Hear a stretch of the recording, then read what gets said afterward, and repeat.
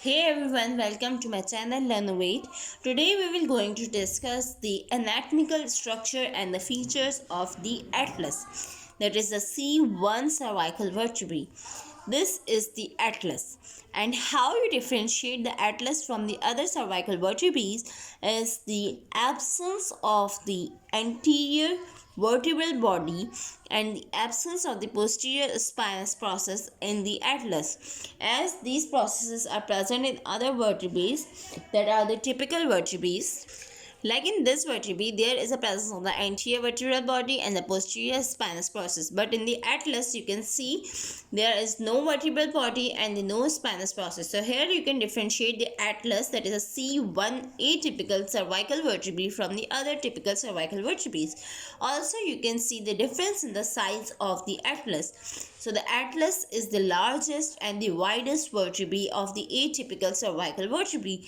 So the atlas have larger body, plus have the larger vertebral foramen and the larger transverse processes, and they are expanded more laterally than these typical vertebrae. Now we're going to discuss the features of the atlas that you can see from anterior to posterior. We have discussed anteriorly there is no vertebral body, but there is a presence of an anterior tubercle on the anterior arch of the atlas. Here you can see at the C1 vertebrae, this is the anterior arch, and on the anterior arch there is a bony prominence. Here you can see this bony projection on the prominence is called as the anterior vertebral tubercle. Then along the sides of the anterior tubercle, there will be a presence of the laminae-like projections. This is the continuation of the anterior tubercle. On the external side of the anterior arch, there is a presence of a tubercle, but on the posterior side of the C1 vertebrae, there is a flat facet for the articulation of the dents of the axis, that is C2 cervical vertebrae. Here you can see, I am going to show you. Here you can see this, yes. On the posterior side of the anterior arch of the C1 vertebrae, there is a presence of a facet for the articulation with the C2 vertebrae to form the atlantoaxial joint. Now, coming to the facets. These are the facets. They are called as the superior articulating facets. These superior articulating facets are somewhat kidney shaped. Here you can see the superior articulating facets are kidney shaped. Why they are kidney shaped? Because they have a important articulation with the occipital condyles of the norma basilis. The occipital condyles are present on either side of the foramen magnum, and they provide articulation with the superior articulating facet of the atlas and to form the atlanto-occipital joint that will provide the movement when we move our neck in saying yes. So this is the atlanto-occipital joint that will going to articulate to the superior articulating facet of the atlas.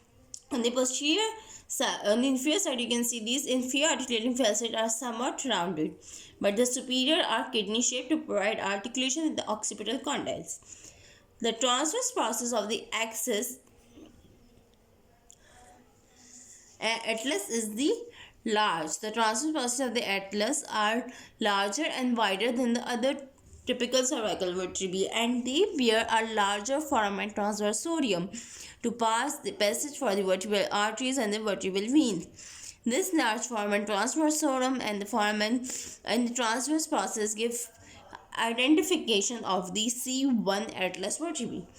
Now, posteriorly to the superior articulating facet and the transverse process, there is a presence of a groove for the nerve and vessels, and these grooves combine in a form of laminae to form a posterior vertebral arch. Here we have discussed that there is no spinous process in the C1 vertebrae, so there will be a presence of a posterior vertebral arch, and on the external side of posterior vertebral arch, here you can see this prominent part. This prominent part is the posterior tubercle. The posterior tubercle extends posteriorly from the vertebral laminae to form the posterior tubercle of the atlas. One more thing you can see here is these lateral extensions from the superior or inferior articulating facet. Here are the masses of the extension from the vertebral arch. These masses are the lateral masses. These lateral masses on the cervical vertebrae are providing attachment to the transverse ligament of the atlas. The transverse ligament is going to attach from the one lateral process to the another lateral process. It will form a complete ring. Like this, it will form a ring around the area of the dens. In this ring, there will be a presence of a dens of the C2 vertebrae, and it will going to fix with the facet of the atlas to form the atlantoaxial joint, and this joint is prevented from the posterior displacement by the tendinous ring or the transverse ligament of the atlas that is attached on the lateral masses of the atlas. So these are the general features and the characteristic of the C1 atypical cervical vertebrae. I hope you will be explained well. Thank you for watching our video.